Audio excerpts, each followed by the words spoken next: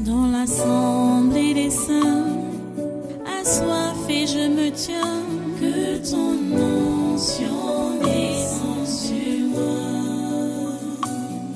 Conscient que mon destin est dans le creux de ta main, que ton onction descende sur moi. Je suis disposé, assoiffé, que ton onction descende sur moi. Je suis disposé, assoiffé,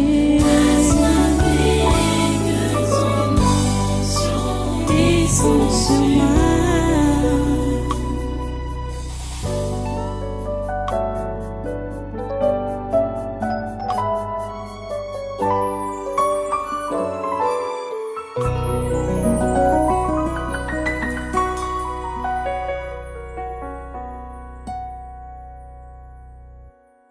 Vous voyez, avant que ça n'arrive à Paul, il n'était pas averti. Mais vous, combien de fois vous avez été averti? Combien de fois vous avez été averti? Mais vous n'avez pas prêté attention.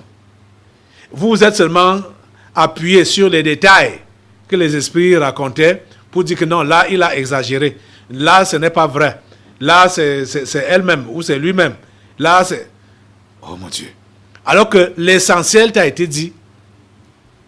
Quand on te parle de repentance, est-ce que le diable ne prêche jamais la repentance, ne peut jamais inviter les gens à la repentance, au changement de vie, à se conformer au caractère de Dieu, au caractère chrétien? Cela n'est pas demandé par le diable. Changer le comportement, la sanctification, ce n'est pas demandé par le diable. Vous comprenez? Donc quand on t'interpelle à la repentance, tu dois comprendre que c'est Dieu qui t'interpelle à la repentance, au changement.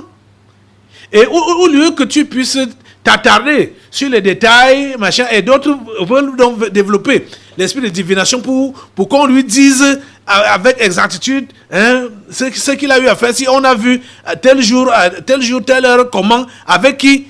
Non, tu n'as pas besoin. Ça, c'est vouloir tenter Dieu. Et c'est réellement le blasphème. Je vous assure. L'autre jour, après que maman Marguerite Aboya, comme on aime l'appeler affectueusement ici à l'église, après qu'elle a été agressée en voulant prendre soin de cette jeune dame qu'elle a invitée ici à l'église et qui a même dit trahi Dieu et trahi même maman Marguerite là. Elle a été agressée. Elle a compris les raisons de l'agression. Et c'est des choses que je lui disais depuis longtemps. qu'elle a envie, elle veut remplacer Dieu dans sa gentillesse. Je lui avais toujours dit, tu n'es pas la petite sœur de Dieu. Tu veux prendre la place de Dieu. Et quand cette agression a eu lieu contre sa vie, on lui a fait comprendre que voilà, toi tu prends les devants pour vouloir aider les gens à la place de Dieu, alors que chez toi-même, tu n'as encore rien arrangé. Dans ta propre vie même, tu n'as encore rien arrangé. Il y a des failles. Hein? Tu es en train d'attirer ou d'attiser la colère de Satan et des esprits familiers, que ce soit non seulement tes esprits familiers, mais les esprits familiers de ceux-là que tu veux aider ou que tu prétends aider. Bon, elle a été interpellée pendant qu'elle était à l'hôpital. Et quand elle est sortie de l'hôpital, elle est venue ici à l'église. Elle était à l'église. Elle a encore été interpellée. Je ne me rappelle pas de la date exactement. Mais c'est ce week-end que j'ai compris que j'ai fait une erreur de penser ce jour-là que la deuxième interpellation était devait, du moins, était le rappel de ce qui avait d'abord été dit. Je n'avais pas laissé aux esprits de dire pourquoi on l'avait interpellé ou pourquoi il l'avait interpellé en ce temps-là. Alors que l'interpellation avait eu lieu quand elle était à l'hôpital. Elle est sortie, elle a encore été interpellée. Elle était dans la liste des gens qu'on avait interpellés. Et j'ai demandé mais j'ai dit, mais on a parlé sur son cas quand elle était à l'hôpital, sans savoir ce qui était encore à la sourdine. Sans savoir ce qui était à la sourdine. C'est ce week-end que j'ai compris ce qui était à la sourdine, à partir de la lettre qu'elle a écrite et à partir de la lettre que une fille de l'église qu'elle a entraînée dans sa bêtise a aussi écrite. C'est là que j'ai compris les raisons de cette interpellation-là. Je vais commencer par lire la lettre de Victoire qu'elle a entraînée dans ses bêtises. Elle a écrit en son nom pour maman Aboya, Marguerite. Elle a écrit en son nom et au nom de son mari. Parce que c'est avec son mari qu'ils allaient là-bas, qu'ils ont fait ça. Et ce jour-ci, ils ont entraîné Victoire et Sama. Elle m'a écrit le 5 avril. C'est ce week-end, je dis bien que c'est ce week-end que j'ai lu ces lettres. Parce que je crois que c'est jeudi que cela m'est parvenu. Donc, Abou Sama Victoire écrit donc, objet confession. Bonjour pasteur. Lundi le 4 avril 2022, j'étais chez maman Marguerite Aboya pour aider à puiser de l'eau, étant donné que la coupure d'eau avait déjà duré une semaine chez eux. Finalement, les garçons ont fait le travail. Au moment où je m'apprêtais à rentrer chez moi, elle m'a invité de l'accompagner pour se faire masser la main. Avant qu'on y aille, je pensais qu'il s'agissait d'un kinésithérapeute. Une fois dans la salle de massage, j'ai d'abord remarqué un sac ouvert contenant des plumes d'oiseaux attachées et une corne d'animal avec d'autres trucs bizarres. Scandalisé, j'ai attiré l'attention de maman Marguerite. Elle a été évasive. Le monsieur m'a demandé de la maîtriser puisqu'elle se tordait de douleur et criait très fort. Le message terminé, il a versé une poudre noire sur sa main et sur le poignet. Elle a aussi tout avalé. Donc maman Marguerite a avalé la poudre là. Le monsieur m'a demandé d'étendre ma main et y a mis cette poudre. Troublé, j'ai regardé maman Marguerite pour lui exprimer mon inquiétude. Elle m'a dit, Victoire, sanctifie et avale. J'étais très troublé.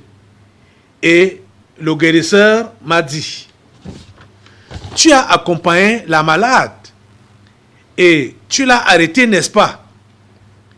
C'est pour qu'elle guérisse vite. Quand les deux étaient distraits, donc le marabout et maman Marguerite, je l'ai versé par terre. En rentrant, j'ai porté son remède que lui a remis ce monsieur. C'était dans une bouteille, une boisson à chauffer avant de boire tel qu'il avait dit.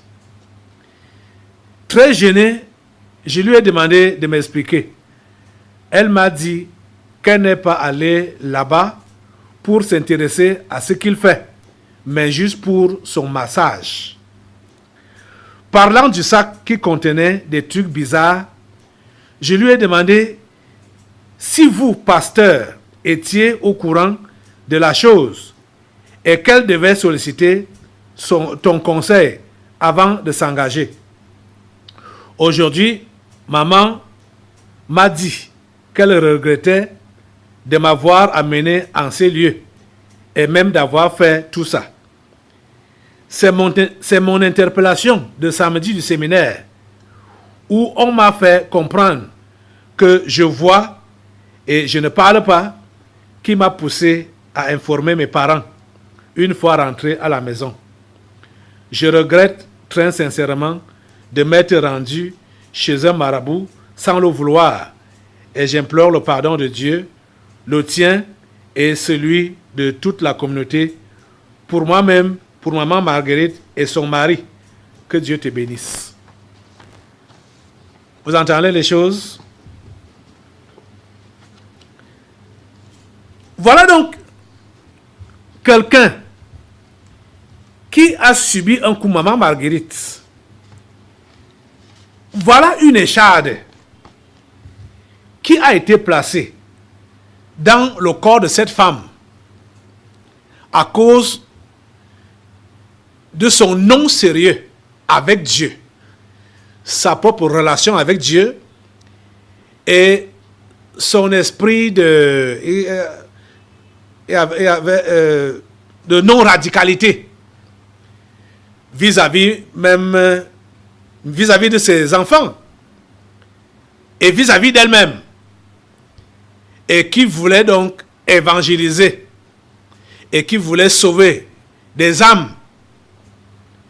Mais elle a été raclée par cette affaire, elle a été interpellée, on lui a donné les raisons de ce qui lui est arrivé, pourquoi elle a eu ce qu'elle a eu là. Au lieu de comprendre et de se remettre entièrement à Dieu, de prier de prier comme Paul, qui a prié quand il était dans sa souffrance avec son écharde, pour entendre la voix de Dieu. Déjà, Marguerite avait entendu la voix de Dieu, parce que Dieu lui avait déjà donné les raisons de ce qui lui est arrivé. Mais, à l'heure actuelle, on remarque qu'elle est seulement derrière la guérison à tout prix, parce que c'est le résumé de la lettre qu'elle m'a écrite. J'ai préféré commencer par lire ce que l'enfant qu'elle a amené là-bas a eu à écrire.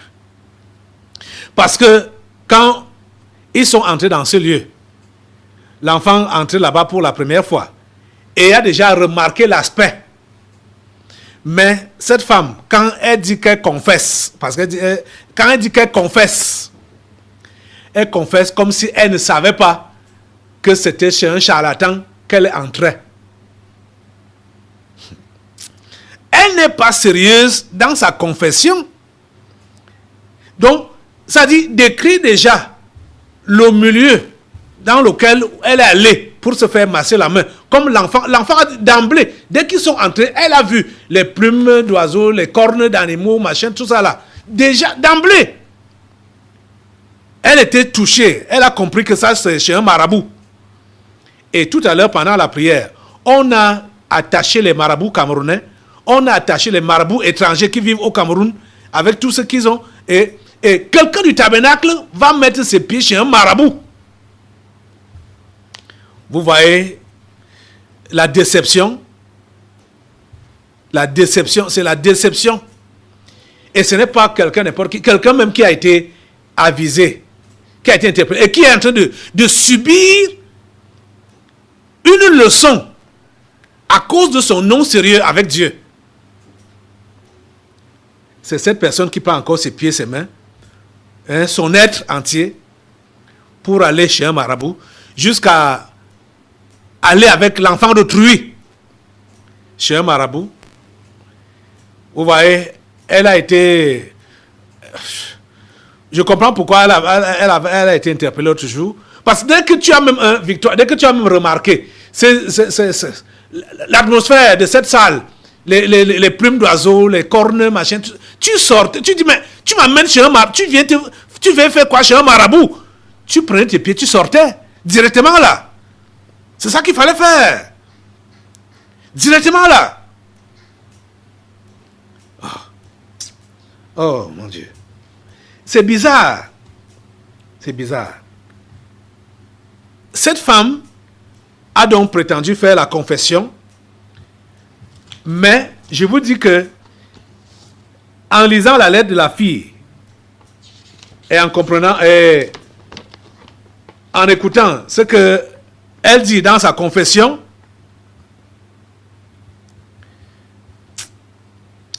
c'est-à-dire, je comprends qu'elle n'est pas sérieuse. Ça a sauté à l'œil. Même tout ce qu'elle va évoquer là, c'est juste pour vouloir se justifier. Et justifier sa présence dans cette maison de ce charlatan. Alors, ce n'est même pas un marabout, c'est un charlatan. Un charlatan, juste. Ok. Elle a écrit. Et c'est le même jour aussi, le 5 avril, que Madame Aboya a écrit donc. Bonjour papa, couple Aboya. Elle a écrit couple Aboya. Bonjour papa, nous venons en retard par la présente lettre exposer une situation très regrettable et inimaginable dans laquelle nous nous sommes retrouvés. Vous voyez, nous sommes retrouvés, ça dit, comme on les a lancés dans la situation là, boum, ils se sont retrouvés dans la situation. En effet, la semaine dernière, 4e semaine après l'agression que j'ai subie, j'ai constaté que mon bras était devenu très lourd et mon dos et mes doigts et le dos de ma main avaient beaucoup enflé. J'ai appelé le médecin qui m'a donné rendez-vous, mais n'a pas honoré le rendez-vous malgré mon appel. J'ai appelé le collègue qui s'est occupé de M. Kamga et il est venu m'enlever le plâtre. Rien n'explique ces gonflements des doigts après ces semaines de plâtre. Toutefois, ce collègue m'a dit qu'il fallait faire une radio de contrôle, mais qu'il fallait au préalable que la main et les doigts ne soient plus enflés. J'aurais dû t'écrire en ce moment pour te faire part de ce que je vivais.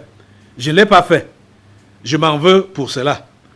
Le vendredi, la main était très douloureuse. Ayant appris qu'il y avait un masseur près de chez nous. Tu as appris ça par qui? Mon mari et moi sommes allés chez lui en soirée. Il nous a dit qu'on aurait dû venir plus tôt. Qu'à cela ne tienne, il nous a expliqué en quoi consistaient les massages et nous lui avons remis 23 000 francs CFA pour les séances de travail qu'il a commencé aussitôt. Quand tu es entré dans cette salle, tu n'as pas vu l'aspect de la salle comme l'enfant décrivait là. Tu n'as pas vu ça. Ce massage se fait avec un morceau de bois. Pour commencer, un morceau de bois. Une écorce d'arbre avec eau chaude, suivi d'un bandage de la main. Il nous a aussi donné une poudre à lécher et une bouteille d'eau à boire matin et soir. Pour soigner, une bouteille d'eau à boire matin et soir pour soigner, on appelle comment? La fracture. Et ça dit, la femme si, que Dieu t'aide, hein? Que Dieu t'aide à comprendre.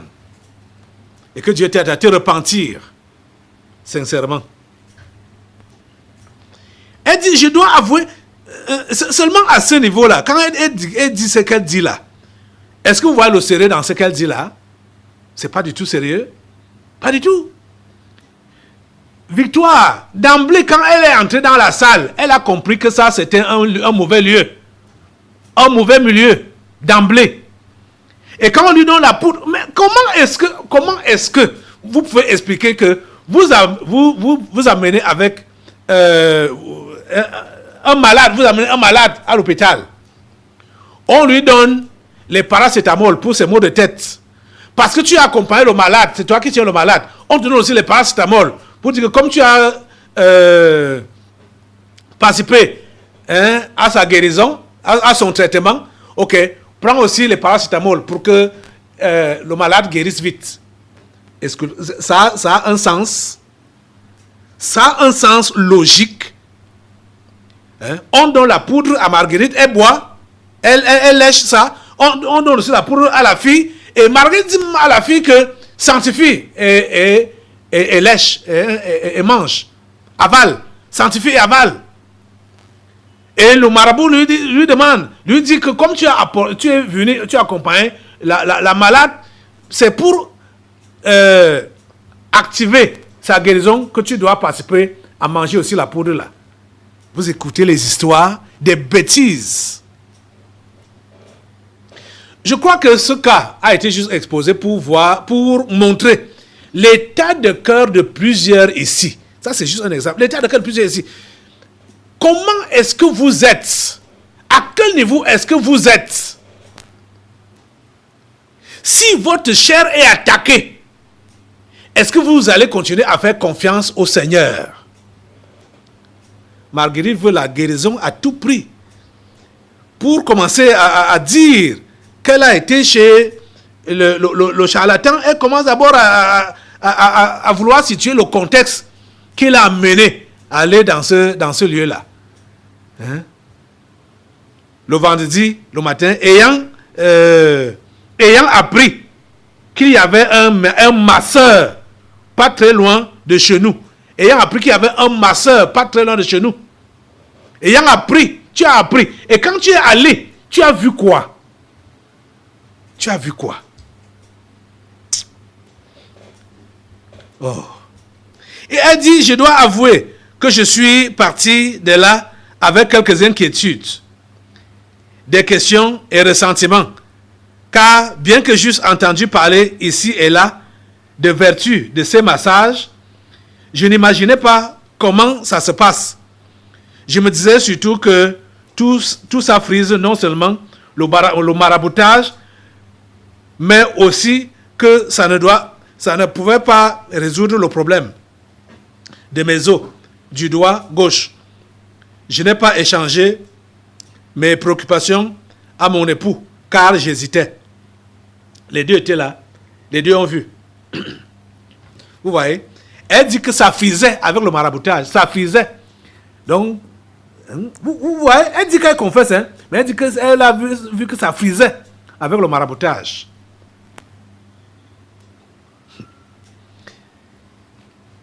Elle dit, hier lundi, je me suis rendu chez le masseur sur rendez-vous. Victoire, qui était de passage à la maison, n'a trouvé aucun inconvénient à m'accompagner. Elle met là 3 points de suspension. J'ai arrêté ces massages et une rature de contrôle a été faite. Vous voyez,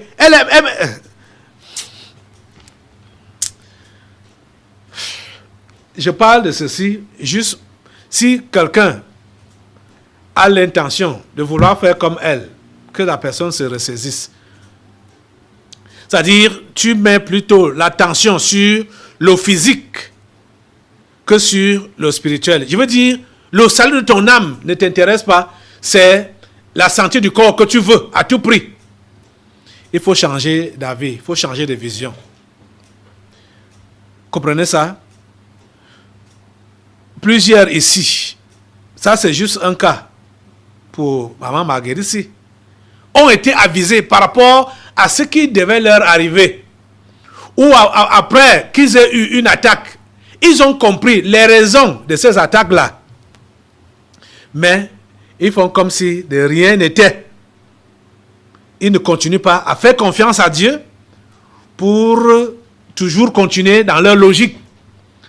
La logique du bien-être sur terre. La logique du bien-être sur terre. La logique de la santé corporelle seulement, la santé physique seulement. Vous voyez donc comment la fille qu'elle a fait venir ici, comment elle a rebroussé chemin et elle se concentre, elle dit haut et fort que les choses spirituelles, le salut de l'âme, ce n'est pas ça qui l'intéresse. Ce qui l'intéresse, c'est de retrouver le soulagement au niveau de son corps physique.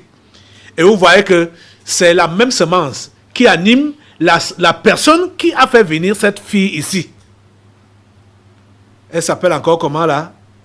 C'est Blondine, voilà. Hein? Vous voyez, c'est la même semence qui anime maman Marguerite. Donc, la satisfaction du corps physique. Elle prétendait venir avec cette fille ici pour qu'elle soit sauvée. Or, la fille n'était pas préoccupée par les choses de Dieu, elle était préoccupée par sa santé physique. Vous voyez? La même semence, c'est la semence là qui est en toi, qui t'anime. Maman Marguerite, c'est malheureux de voir ça comme ça, de constater ça comme ça, de découvrir ça comme ça, que tu es concentré rien que sur les choses physiques, mais prétendant servir Dieu en évangélisant, en invitant les gens à l'église et tout ça, les gens qui souffrent, tout ça là. Alors que toi, les gens qui ne veulent rien entendre de Dieu, qui sont là seulement pour leur santé physique. Alors que toi-même, tu as cette semence-là en toi. Tu vois? C'est ça. Je suis en train de parler de ça parce que je sais. Les attaques, les tests vont venir encore devant vous. Plusieurs vont passer par des tests. Vous allez vous comporter comment? Plusieurs seront devant les chardes, ou les chardes seront dans leur corps, ou ils seront menacés de mort, comme Moïse l'a été. Vous allez vous comporter comment? Comment est-ce que vous allez vous comporter? C'est pour cela que vous êtes avertis. Pour que, avant que cela n'arrive, ou c'est pour ça que vous êtes avertis, dès que vous êtes attaqué, vous puissiez comprendre les raisons et vous ressaisir. Je ne vais pas aller trop loin encore aujourd'hui. Vraiment, je regrette. Le temps est passé, mais je crois que l'essentiel a été dit. On va continuer jeudi. Même si tu sens ta mort venir, tu es enfant de Dieu. Ne quitte pas les voies de Dieu pour te compromettre. La mort ne t'éloignera pas de Dieu. Cette mort physique, quand elle viendra même sur toi là, elle sera plutôt un avantage pour que tu puisses aller vers ton Dieu. Tu comprends ça? Tu n'as pas besoin de te compromettre parce que tu sens la douleur dans ton corps, parce que tu sens la souffrance. Le Seigneur nous fait vivre ces choses pour que soit nous ne soyons pas enflés d'orgueil, ou soit que nous puissions comprendre que nous avons désobéi et qu'il faut réparer cette désobéissance en revenant pratiquer ce que nous avons négligé de pratiquer. Pour Moïse, il a négligé de pratiquer la circoncision. C'est pourquoi Dieu a failli le tuer pendant une nuit. L'apôtre Paul était enflé d'orgueil. Dieu a décidé de mettre une écharde dans son corps pour qu'il vive toute sa vie avec cette écharde-là. C'était pour toute sa vie qu'il devait vivre avec ça. Pour qu'il ne puisse pas s'enorgueillir. Vous comprenez ça? Et pour tous ces gens, aucun des Dieu qu'on prend là comme exemple, aucun n'a été averti. Comme vous êtes avertis. Vous êtes avertis et vous ne faites rien. Vous voyez qu'il vous sera plus demandé qu'à ceux-là qui n'ont pas été avertis et qui ont seulement subi. Vous comprenez ça? Je vais laisser l'esprit avertissement faire encore des interpellations aujourd'hui, en espérant que vous allez bien exploiter cela, ces avertissements qu'on vous donne aujourd'hui. Rien n'arrive ici au hasard. Plusieurs sont dans des situations actuelles, dans cette situation actuellement, alors qu'ils ont été avisés, ils ont été avertis. Mais ils n'ont rien fait pour prendre des précautions afin que cela n'arrive. Ou bien quand ça arrive, qu'ils ne puissent pas blasphémer ou murmurer ou se plaindre, sachant qu'ils étaient déjà avisés par rapport à ça et ils doivent bien prendre la chose pour ne pas pécher contre Dieu. Que le Seigneur vous aide. Que le Seigneur vous aide. Que le Seigneur vous aide. On va passer aux interpellations. Et après, on va venir pour les délivrances prophétiques. Avant de faire la prière, maintenant pour tout le monde, je vais revenir.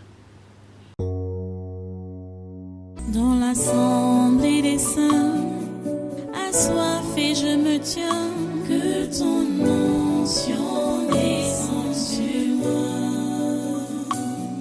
Conscient que mon destin est dans le creux de ta main, que ton onction descende sur moi. Je suis